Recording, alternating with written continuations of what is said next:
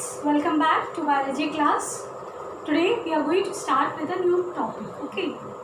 As you know that we have already started with chapter number 2, and in the last class we have discussed about the types of flower. Now today we are going to discuss about the topic pollination. Before I start this topic, let me remind you about the reproductive part of flower.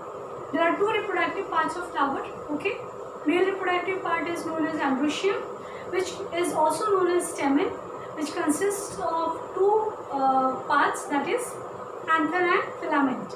Then the female reproductive part is what?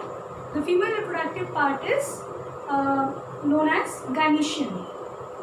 Now this gynoecium is again consists of three parts: stigma, style and ovary. Now what is pollination? If you remember the function of flower, we have in the previous class we have discussed the function of flower is to reproduction. Okay, because flower is a reproductive part and it helps to reproduce another plant. Okay, so how is it done? How can it be done? It can be only done when the two processes will be complete in flower, then only it can happen. One process is pollination, another process is fertilization. So today here we discuss about pollination.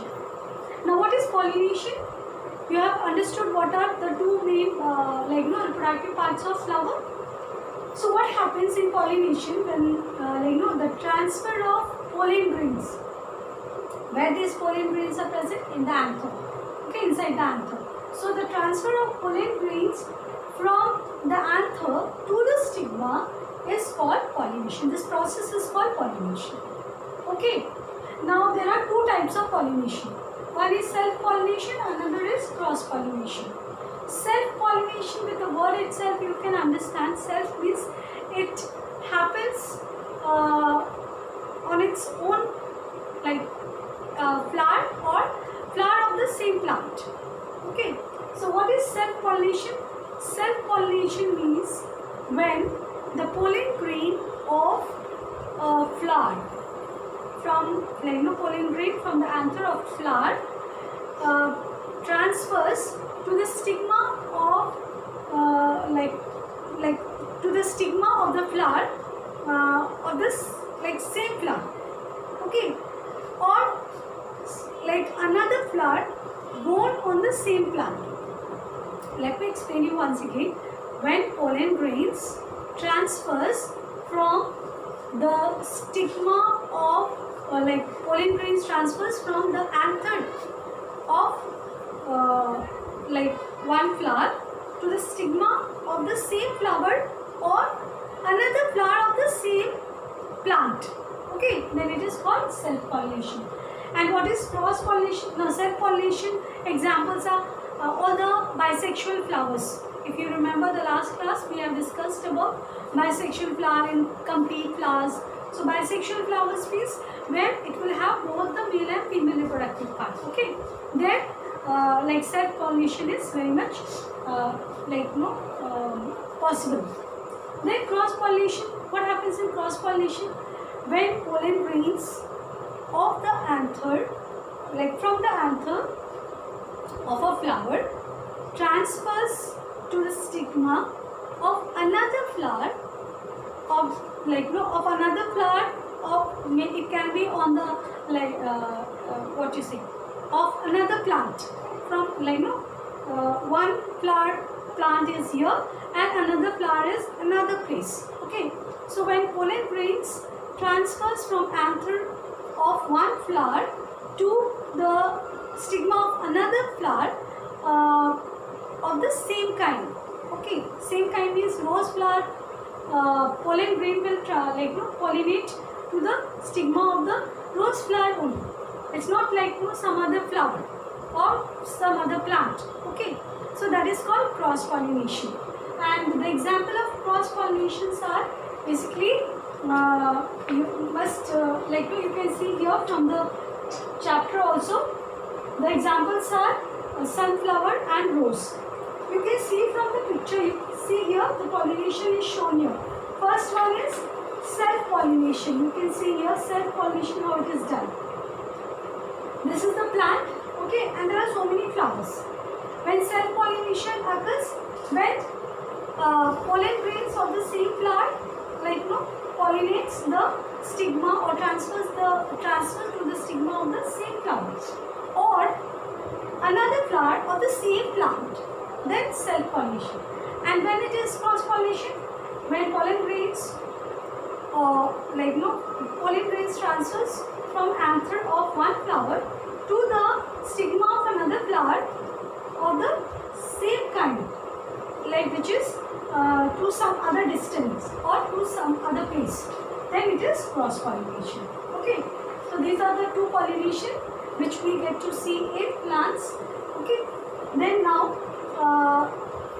for this pollination, in order to occur this pollination, how will this pollen grains move from one place to another? To move or to carry these pollen grains from one place to another, there are certain agents. Agents like insects, wind and water. Now these three agents helps to carry the pollen grains from one flower to another flower or from one place to another place. Okay, so this insect pollinated flower, wind pollinated flower, then water pollinated flower, they have certain characteristics. So first we will discuss about the insect pollinated flowers. What kind of flowers will they have? They will have very bright and large color flowers. Okay, because they need to attract the insects. Insects will be attracted by the bright color flowers only. Okay, so the flowers are very bright in color, large in size. At the same time, the pollen grains are sticky in nature, and also the flowers are having very strong and sweet smell, which attracts the insects. So these insects, they go and sit on these flowers, and in their bodies, when they sit on the flower, these pollen grains, they stuck in the body, and when these flies or when this butterfly or honeybee, they sit on another flower, then they shed the pollen grains, and that's how pollination takes place through insects. Okay. Next we move to the wind pollinated flowers. Now wind pollinated flowers will be what will be the characteristics of these flowers? These flowers will be basically, they are large, small in size, and they are clearly visible. Okay. At the same time, the stigma is large and feathery, and the pollen grains, which needs to be transferred from from anther to the stigma of another flower of the same flower, these pollen grains has to be very light in weight, small in size, and they have to be dry. Then only they can fly in the air and can go and pollinate the flower. Okay. Then we have next type of agent for pollination, that is water. Through water also pollen grains transferred from anther to the stigma. So what kind of characteristics will these flowers have? They will have, the flowers are small in size, pollen grains are light in weight, and easily they can float on water.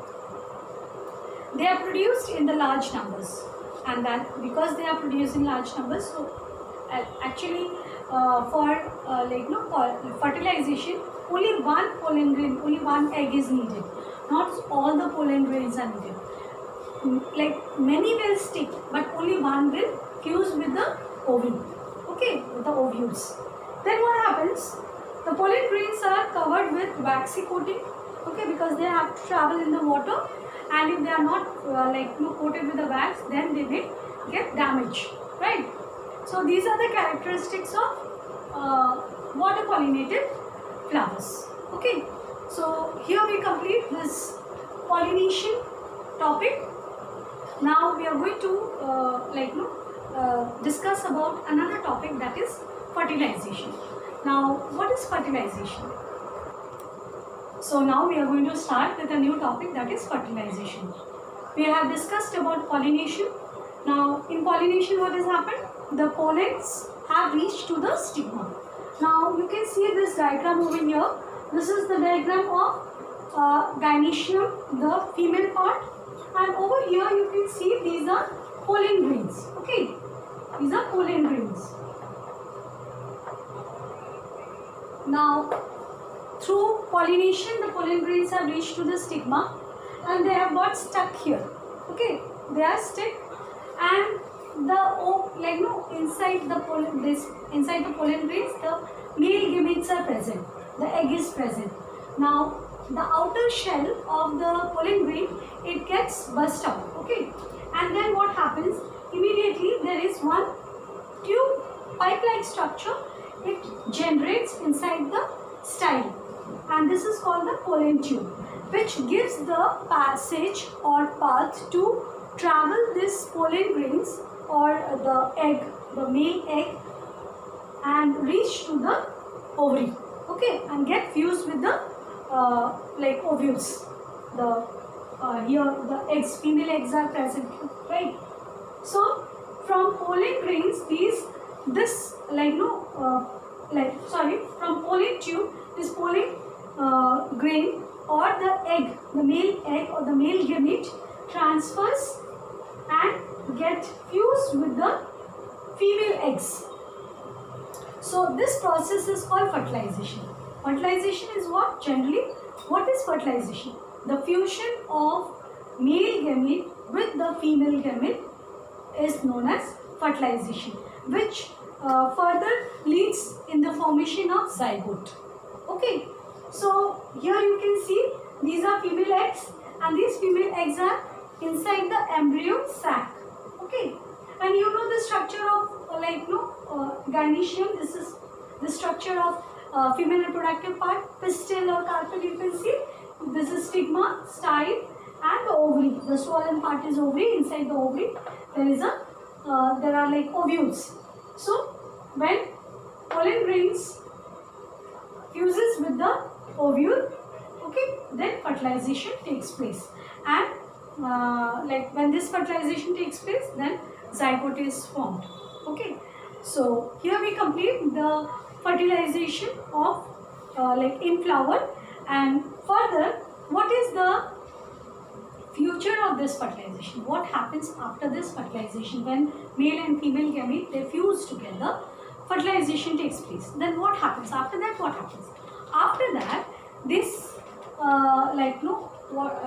this flower, the ovary of flower swells and changes into fruit. So this ovary, you can see here, this ovary, later on after fertilization, it becomes enlarged. It enlarges and changes into fruit. Okay, and inside the ovary, the ovules which are present, they become the seed. The future of these ovules are the seeds. And what happens to the other parts of the flower? They sheds off. Okay, and then only we get the fruit and the seeds. So after fertilization, the future of the flower is to become a fruit, and inside the fruit the seeds are present. So this is what is fertilization. Now what you will do, you will read this two topics, that is pollination and fertilization. That's what we have discussed now. So what you are going to do is, you will draw the diagram of self-pollination and cross-pollination, and also you will write the difference between self-pollination and cross-pollination. At least two differences you will write. Okay. After that, you will draw this diagram. That is ellipse of pistil. Okay. This is the lateral section of pistil which you will draw, and you will show me during your you will send me for the correction this one. At the same time, you can see here exercise for revision, page number 30. See here, page number 30. The questions are there. There are two questions. Question number A and B. One is choose the correct answer, and another is fill in the blank. And I think the questions are quite easy. Whatever we have discussed just now, it is related to that. So you will complete this work, and also you will read this chapter. So in this video only this much. I'll be back with another topic. Till then, take care and bye.